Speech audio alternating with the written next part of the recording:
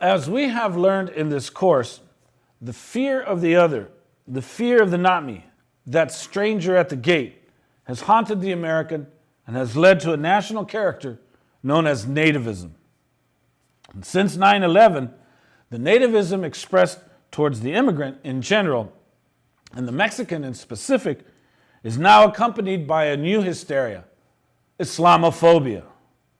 Now, the American public identifies this as an intense fear or hatred of or prejudice against the Islam religion or Muslims, especially when seen as a geopolitical force for the source of terrorism. So, of course, as we have learned in this course, Americans can't tell the difference between any of the beans that I introduced you to, much less the diversity expressed in each of the bean types. Let's listen to Professor Nazia Kazi explain to us her experiences in higher education teaching against Islamophobia in the age of terror. So in this, we go to film clip 11 and listen to Professor Nazia Kazi.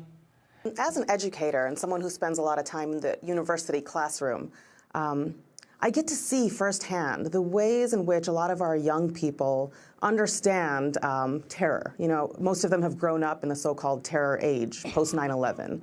And the bad guys, to put it so simply, have been Osama bin Laden, ISIS, Saddam Hussein, and Al-Qaeda. And there's very little nuance, quite often, in their understanding of these global realities. One of the things I find in the university classroom, and I talk about in this piece, is the really puzzling coexistence of a deep hawkishness and a systemic ignorance. So on the one hand, students will have very strong opinions about what the US needs to do globally, but actually have very little knowledge about the histories of, say, Muslim-majority countries.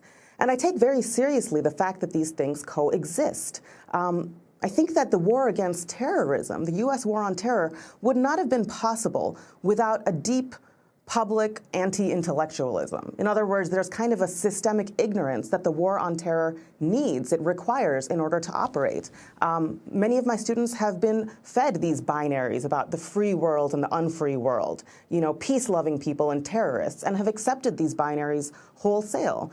And the job for us as educators is to really, what I argue, is to insert critical thinking as a terrorism prevention tool.